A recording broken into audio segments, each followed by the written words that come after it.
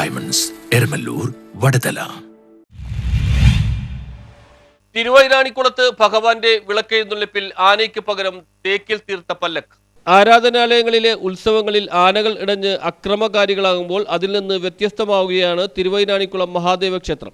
ഇവിടെ ശ്രീ മഹാദേവന്റെ ഉത്സവത്തിന് ആനയെ ഉപയോഗിക്കുന്നില്ല. പകരം തേക്കിൽ തീർത്ത പല്ലക്കിലാണ് ഭഗവാന്റെ ദിവസവുമുള്ള വിളക്കെഴുന്നള്ളിപ്പ് നടത്തുന്നത്. നേരത്തെ ഇവിടെ ഉത്സവത്തിന് ആന ഉണ്ടായിരുന്നതാണ്. ക്ഷേത്രങ്ങളിൽ ഉത്സവ എഴുന്നള്ളിപ്പിനെത്തുന്ന ആനകൾ ഇടഞ്ഞ് അപകടങ്ങൾ ഉണ്ടാകുന്നതിനെ തുടർന്ന് 2021 മുതൽ തിരുവൈരാണിക്കുളം ക്ഷേത്രത്തിൽ ആനയില്ലാതെയാണ് ഉത്സവം നടക്കുന്നത്. ശനിയാഴ്ചയാണ് ഈ വർഷത്തെ ഭഗവാന്റെ ഉത്സവം ആരംഭിച്ചത്. ഉത്സവ ചടങ്ങുകളുടെ ഭാഗമായി അത്താഴ പൂജയ്ക്ക് ശേഷമുള്ള വിളക്കെഴുന്നള്ളിപ്പിന് തേക്ക് മരത്തിൽ തീർത്ത പല്ലക്കാണ് ഉപയോഗിക്കുന്നത്. വീടുകളിലെ പറയെടുപ്പിനും തിടമ്പ് ഇറക്കി പൂജയ്ക്കും ആറാട്ടിനും വാഹനത്തിൽ തയ്യാറാക്കിയ അലങ്കരിച്ച രഥമാണ് ഉപയോഗിക്കുന്നത്. ക്ഷേത്ര ഉത്സവത്തിന് ആനയെ ഒഴിവാക്കുമ്പോൾ വിശ്വാസികൾ എതിർപ്പുമായി എത്തുമെന്നാണ് ക്ഷേത്ര ഭാരവാഹികൾ കരുതിയിരുന്നത്.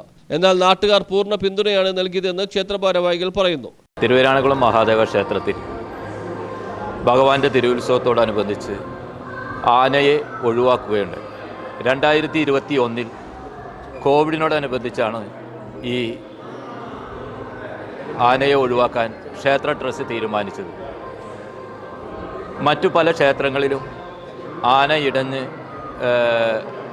പ്രശ്നങ്ങളും അപകടങ്ങളും ഉണ്ടായ സാഹചര്യത്തിലാണ് ക്ഷേത്ര ട്രസ്റ്റ് അതിനെക്കുറിച്ച് ആലോചിക്കുകയും ഈ ആനയെ ഒഴിവാക്കാൻ തീരുമാനിക്കുകയും ചെയ്തു.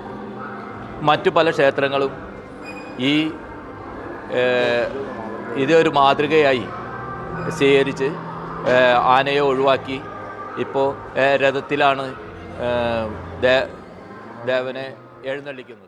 മാർച്ച് 8 വരെയാണ് ക്ഷേത്രത്തിൽ ഉത്സവം നടന്നത്. പാർവതി ദേവിയുടെ 12 ദിവസത്തെ നടതുറപ്പ് മഹോത്സവത്തിൽ നിന്നും മഹാദേവന്റെ ഉത്സവത്തിൽ നിന്നും ലഭിക്കുന്ന വരുമാനത്തിന്റെ ഒരുവിധം കാരുണ്യ പ്രവർത്തനങ്ങൾക്കാണ് വിനിയോഗിക്കുന്നത്. എല്ലാ വർഷവും നിർധന യുവതികളുടെ വിവാഹം ക്ഷേത്ര ട്രസ്റ്റ് നടത്തുന്നുണ്ട്. ഇതിനകം 121 യുവതികളുടെ വിവാഹം നടത്തി.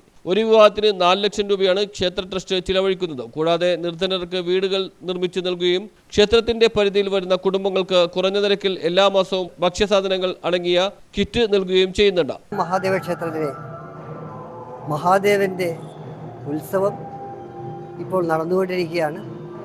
2021 മുതൽ ഇത് ക്ഷേത്രത്തിലെ ഉത്സവത്തിന് വിളക്കിന് എഴുന്നള്ളിപ്പിന് പല്ലക്കും മറ്റ് പറയെടുപ്പ് പോകുന്നതിനുള്ള ഇറക്കി പൂജയൊക്കെ ഉള്ള സമയത്ത് രഥവുമാണ് ഉപയോഗിക്കുന്നത്.